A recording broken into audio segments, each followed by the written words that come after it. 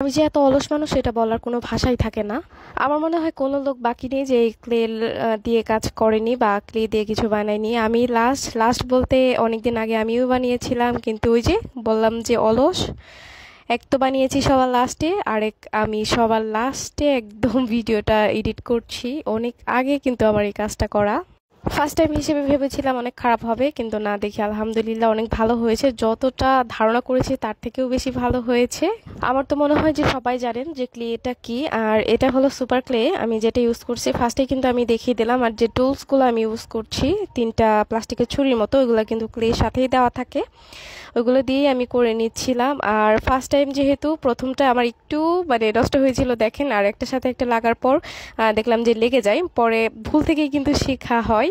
পরে আমি বুঝলাম যে এটা একসাথে লাগানো যাবে। যেহেতু ফার্স্ট টাইম ছিলাম, অনেক নার্ভাস ছিলাম যে কিরকম হয় না হয়। অনেকগুলো ভিডিও দেখেছি, আর এখানে আমি রেনবো বানাতে চাচ্ছিলাম, সেজন্য রেনবোর শেপ দেওয়ার জন্য দেখেন আমি আমি বুদ্ধি বের করেছি। ওয়াশি টেপের যে বেসটা ওইটা রেখে আমি রেনবোটা বানিয়ে নিচ্ছিলাম। তখনও কিন্তু আমি জানতাম না যে ফাইনাল লুকটা এত পরিমাণ সুন্দর আসবে। আর এগুলো যেহেতু একদমই সফট, ধরতে অনেক ভালো লাগছিল, কারণ এত পরিমাণ সফট, আমার তো অনেক মজাই লাগছিল। আর কে কে ক্লিয়ার কাজ করেছেন অবশ্যই কমেন্ট বক্সে জানাবেন, আর আমারটা কেমন হলো এটাও কমেন্ট করে বলে যাবেন যে ঠিক আছে কিনা, কারণ যেহেতু আমি বলছি যে ফার্স্ট টাইম। আর বললাম না টুলসগুলা, আর সুবিধা হলো এই যে সাইডগুলা যে আমি মিল করছি একদমই কিন্তু সফট, আর কিছুক্ষণ রেখে দিলে কিন্তু এমনিতেই অনেক হার্ড হয়ে যায়। এটা আপনি রেডি করার পর একদমই যখন শুকিয়ে যাবে, তখন যদি আবার পানি দেন আবার কিন্তু মেল্ট হয়ে যাবে।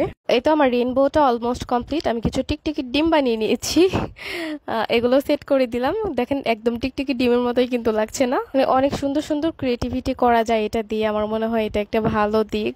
যারা ক্রিয়েটিভ মানুষজন আছেন আমার মনে হয় যে সবাই করে নিয়েছেন। আর এখানে এই যে সাইডের যে মাল্টি কালার আমি রেইনবো থেকে কেটেছিলাম, এটা নিয়েও একটা ক্লে বানিয়ে নিলাম। আর ক্লে কিন্তু আপনারা খোলা জায়গায় রাখবেন না, একটু খোলা রাখলে একটু হার্ড হয়ে যায়।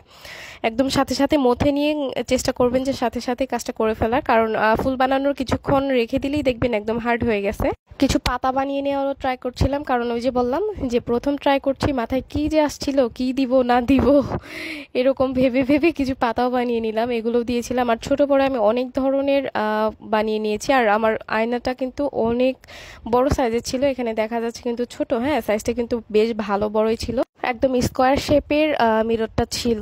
এই তো। আর গ্লাসের জন্য, আলোর জন্য ঠিক তেমন আমি বুঝাইতেই পারছি না। এই যে দেখেন কত সুন্দর হয়েছে ফুলগুলো, মাশাল্লাহ মাশাল্লাহ। আর এই তো আমার ফাইনাল লুকটা। কার কেমন লাগলো অবশ্যই জানাবেন। আমি যতটুকু পেরেছি চেষ্টা করেছি, ভুল ত্রুটি হলে ক্ষমা করে দিবেন।